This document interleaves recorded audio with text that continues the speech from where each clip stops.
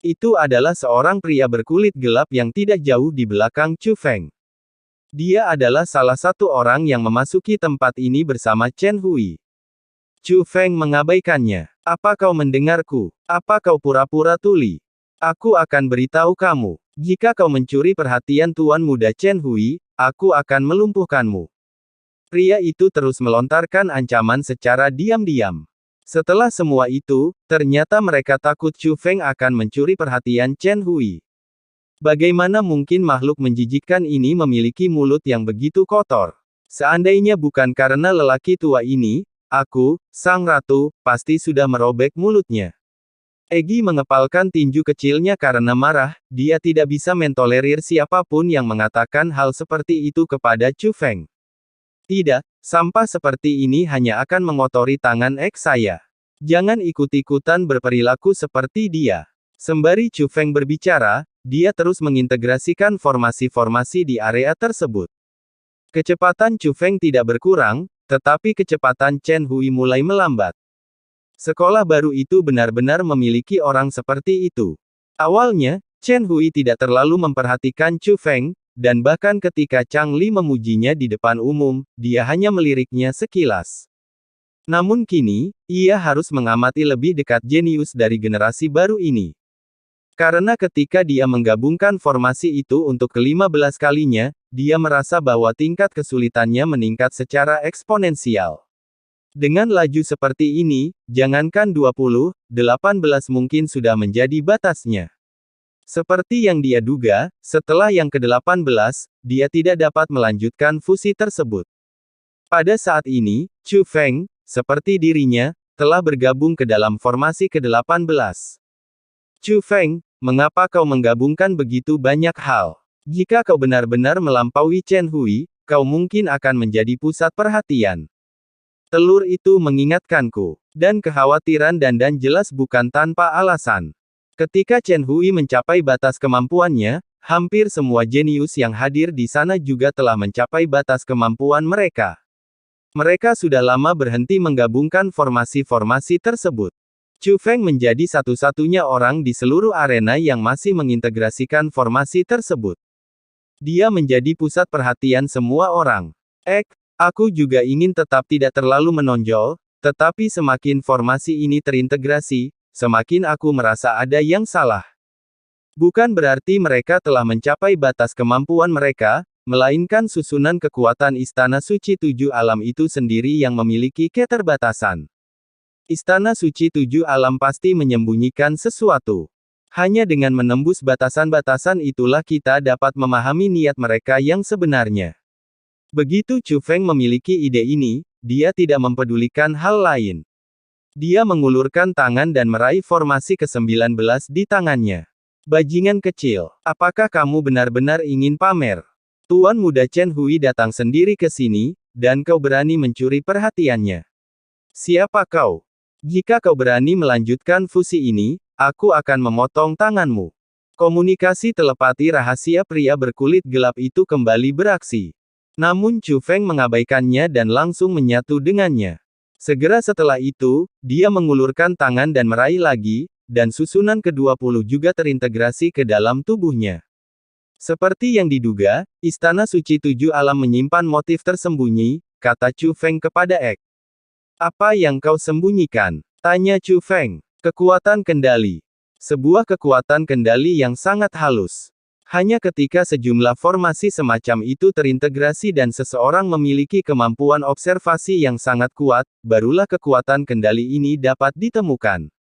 Meskipun demikian, tujuan pembentukan formasi tersebut adalah untuk mengendalikan kekuatan benda suci itu. Namun metode ini jelas bukan hanya tentang membantu sekte penjara. Kata Chu Feng. Kakekmu yang bajingan itu penuh dengan niat jahat, bagaimana mungkin dia membantu Yu Zong tanpa alasan yang jelas? Sebaliknya, akan lebih masuk akal jika mereka ingin memanfaatkan sekte penjara. Karena, memang seperti itulah dia. Ek sama sekali tidak terkejut. Sejujurnya, ada aura samar alam surgawi di sini, kata Chu Feng. Jadi, itu benar-benar perbuatan kakekmu yang jahat. Telur bertanya, jika sebelumnya hanya spekulasi, maka tidak mungkin untuk memastikan apakah Jie Tianran telah datang. Pada saat itu, Chu Feng telah mengambil keputusan. Jie Tianran telah tiba. Kakekmu mungkin seorang bajingan, tapi sebenarnya dia agak aneh. Chu Feng, seberapa percaya diri kamu? Gambar. Apakah formasi Liu dapat diandalkan atau tidak? Ek mulai khawatir. Sebelumnya, di kota utama alam bela diri leluhur, jika Chu Feng tidak mendapatkan persetujuan dari alam bela diri leluhur, maka Chu Feng lah yang akan menderita. Sejujurnya, bahkan jika saya bersentuhan dengan benda suci itu dan mengintegrasikan formasi tersebut sepenuhnya ke dalamnya, saya tidak yakin saya bisa melakukannya. Namun sekarang, dengan formasi dari Istana Suci Tujuh Alam ini, saya jauh lebih percaya diri. Ambisi Jie Tianran ternyata telah memenuhi keinginan saya, kata Chu Feng. Haha, itu bagus sekali. Kakekmu yang bajingan itu baru saja dipermalukan olehmu di Sekte Alam Bela Diri Leluhur. Aku penasaran apakah dia akan marah besar ketika dia tahu kau memanfaatkannya lagi di sini. Ek memasang senyum nakal di wajahnya. Dia merasa geli membayangkan ekspresi wajah Jie Tianran saat menemukan Chu Feng. Biden yang tua itu seharusnya sudah lama meninggal. Tidak ada salahnya jika kita bisa membuatnya marah sampai mati. Seketika itu juga, Chu Feng terus berintegrasi ke dalam formasi. Karena mereka sudah dikenal luas, sebaiknya mereka sekalian saja berusaha sampai akhir dan mencapai tujuan mereka. Mereka menggunakan formasi Istana Suci Tujuh Alam untuk menyembunyikan formasi mereka sendiri. Chu Feng kemudian dapat secara terbuka dan sah mengintegrasikan formasinya ke dalam objek suci tersebut. Pada akhirnya, Chu Feng mengintegrasikan total 231 formasi. Jumlah itu lebih dari 10 kali lipat dari Chen Hui. Namun, ini bukanlah batas kemampuan Chu Feng. Chu Feng merasa itu sudah cukup. Pada saat itu, bukan hanya generasi muda, tetapi bahkan Jimo Qianzu pun terdiam karena takjub. Ini hanyalah seorang anak ajaib yang muncul dari tumpukan para jenius. Patah. Tiba-tiba, sebuah tamparan mendarat di wajah Jimo Qianzu. Ini adalah Changli. Kau menyebut dirimu sipir penjara. Kurasa kau hanyalah sampah. Dia sungguh jenius, namun sekolah barumu gagal menemukannya. Mereka terus memuji Baili Zilin yang tidak berguna itu, sungguh pemborosan sumber daya sekte penjara kita. Changli mengumpat dengan marah. Ini juga menjelaskan alasan penyerangan terhadap Jimo dan Qianzu. Yang mulia, saya tidak bersalah. Feng Chu bisa datang ke sini berkat penemuan faksi baru kami. Jimo Qianzu menutupi wajahnya dan berkata dengan sedih. Kepala penjara yang perkasa itu, di hadapan Changli, kehilangan semua martabatnya dan menjadi tak lain hanyalah sosok yang rendah hati. Patah.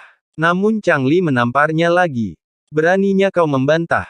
Jika faksi baru kalian benar-benar menganggapnya jenius, kalian tidak akan mengirimnya ke sini.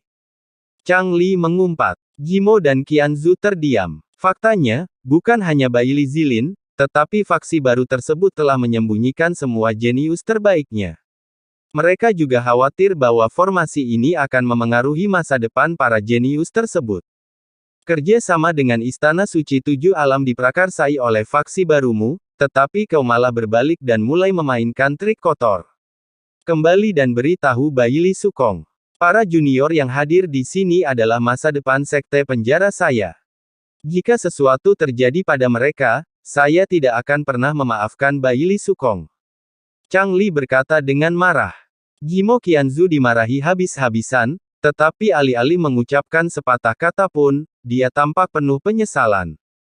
Sikap netral sangatlah penting. Dan pengaruh Changli di kalangan faksi netral sangat luar biasa. Awalnya, bekerja sama dengan Istana Suci Tujuh Alam untuk membangun susunan dan memilih beberapa junior dari sekte penjara adalah hal yang sepele. Dia bisa memimpin. Namun Changli melompat keluar dan bersikeras menyeret serta tokoh netral lainnya, Tuan Lai San. Mari kita bekerja sama untuk memimpin ini. Kini, Jimo Qianzu benar-benar menyesal telah menyembunyikan kejeniusan siswa baru di sekolah tersebut. Karena terlepas dari apakah formasi Istana Suci Tujuh Alam akan membahayakan para jenius ini.